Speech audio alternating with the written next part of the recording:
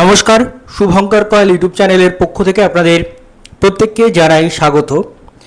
আজকে সকাল থেকেই কিছুজন বাজার গরম করছিলেন যে এসএসসির নতুন নোটিফিকেশন আসছে, নতুন অনেকগুলো চাকরি নোটিফিকেশন আসছে, তার সাথে সাথে এরপরে পিএসসির আসবে, ইত্যাদি ইত্যাদি অন্য অন্য বোর্ডে আসবে। এই নিয়ে বেশ বাজার গরম ছিল সকাল থেকে, এবং আমি সেটা দেখছিলাম সারাদিন, কিন্তু কোনো রিয়্যাক্ট করিনি বা আমার কাছে কোনো ইনফরমেশন ছিল না এই রিগার্ডিং। আমি সে বিষয়ে কোনো কথা বলিনি, মন্তব্য করিনি।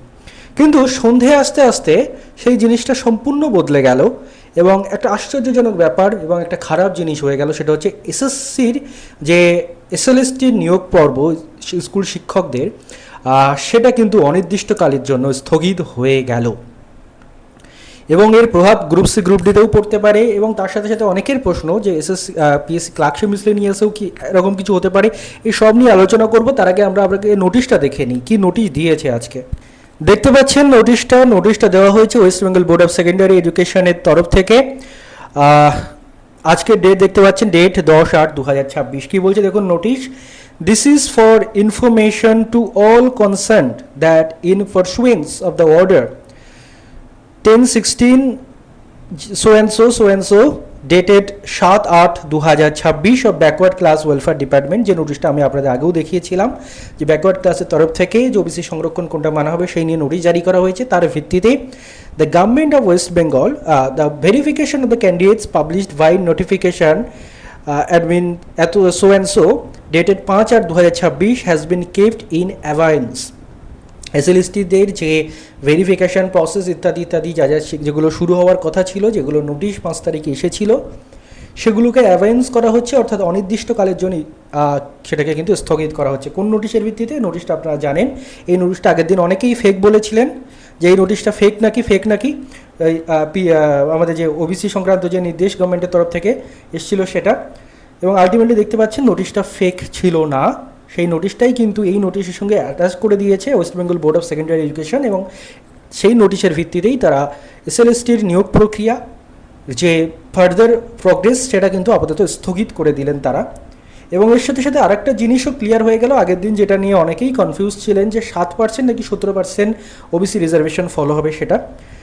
দেখুন, এখানে আগের দিন এই লাইনটা নিয়ে অনেকেই কনফিউজ ছিলেন, আমি একটু পড়ে দিতে চাই। The state government has been advise that the recruitment process initiated during the period in questions and where appointment letters have already been issued to successful candidates.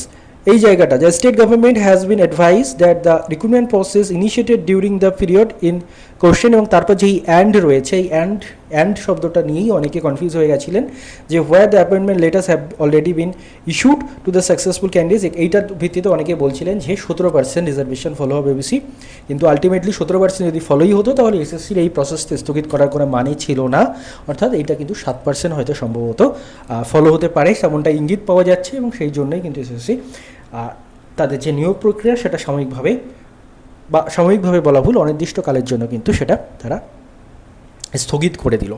এবার কথা হচ্ছে এর প্রভাব কোথায় কোথায় আসতে পারে।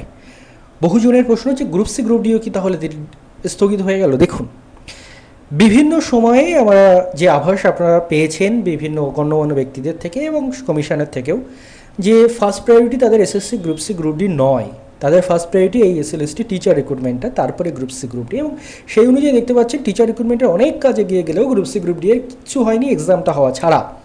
এবং সেটা নিয়েও বেশ উদাসীন বলা যায় সমস্ত ব্যাপারগুলো নিয়ে SSC group C group D. তো যেহেতু এসএলএসটির টিচার রিক্রুটমেন্টের ব্যাপারটা অনির্দিষ্টকালের জন্য স্থগিত হয়ে গেল, তার মানে এসএসসি গ্রুপ সি গ্রুপ ডিও দেরি হবে। অর্থাৎ আগে তো ওনাদের ফার্স্ট কথায় না বললেও হাবভাবে তো বোঝা যায় যে ওনাদের ফার্স্ট প্রায়োরিটি সবসময় শিক্ষক নিয়োগেরটা, তারপরে গ্রুপ সি গ্রুপ ডিটা ওদের সেকেন্ড প্রায়োরিটি। এবং মাননীয় অনারেবল মিনিস্টারের কথাতেও সেটা কিছুটা আভাস পাওয়া গেছিল।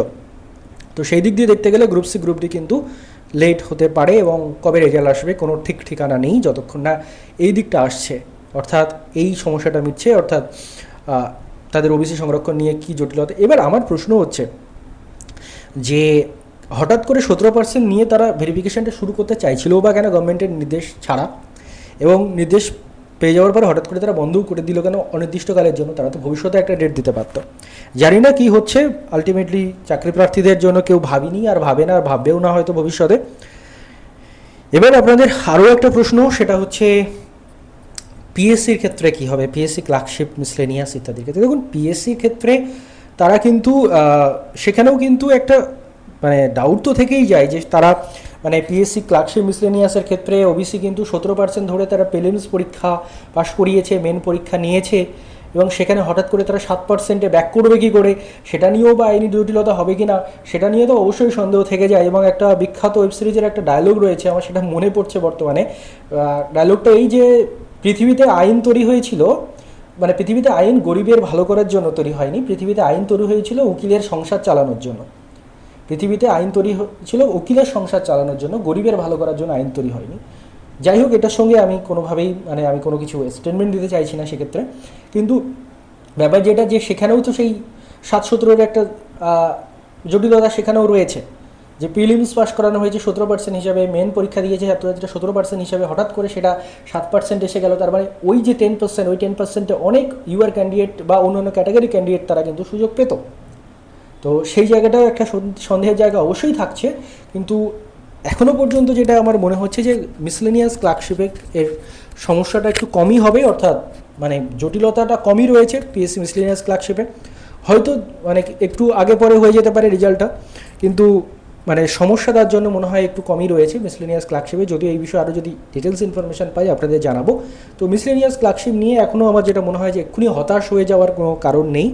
তবে তার সাথে সাথে এটাও বলতে হয় যে নতুন সরকার আসলো, তার 100 দিন আজকে কিন্তু মানে আজকে প্রায় যদি ওই মাঝে মাঝে 31 দিনেরও মাস থাকে, তো সেরকমভাবে ধরলে হয়তো 100 দিন প্রায় কমপ্লিট হতে চলেছে বা হচ্ছে, বা হয়তো 1-2 দিন বাকি রয়েছে 100 দিন কমপ্লিট হতে। তো এই 100 দিন কমপ্লিট প্রায় হতে চললো নতুন সরকারের। এই সময় কিন্তু পুরনো রেজাল্ট তো আসলোই না, এবং এত স্বপ্ন আমাদেরকে দেখানো হলো, তার নতুন নোটিফিকেশানেরও কিন্তু দেখা নেই। তো এটা যথেষ্ট ভাববার বিষয়, আপনারা ভাবুন এবং সোশ্যাল মিডিয়ায় আপনাদের প্রতিবাদ জারি রাখুন, এটুকু আমি বলতে পারি। কারণ রাস্তার প্রতিবাদে বিভিন্ন বাধা বিভিন্ন সময়ে দেওয়া হচ্ছে, এবং সেটা আপনারা জানেন আমার থেকে বেটার। তো অবশ্যই সোশ্যাল মিডিয়ায় আপনাদের দাবিটা আপনারা অন্তত উত্থাপিত করতে থাকুন, যাতে করে নতুন নোটিফিকেশনও বার হয় এবং এই পুরনো রেজাল্টগুলোর যে জটিলতা যা কিছু বা ইচ্ছে করে ডিলে যা কিছু মনে হয় সেটা যেন দ্রুত মিটে যায়, সেই বিষয়ে আপনারা অবশ্যই প্রেশার ক্রিয়েট করতে থাকুন সোশ্যাল মিডিয়ার মাধ্যমে। আপনারা সোশ্যাল মিডিয়ায় আজকাল কী না হয়, আপনারা চাইলে সরকারের বড় বড় মিনিস্টার থেকে শুরু করে বিভিন্ন মানুষকে ট্যাগ করে আপনাদের দাবিটুকু লিখতে পারেন, সেটুকু আপনারা করতেই তো পারেন। তো ধন্যবাদ আপনাদের সবাইকে ভিডিওটি মন দিয়ে দেখার জন্য।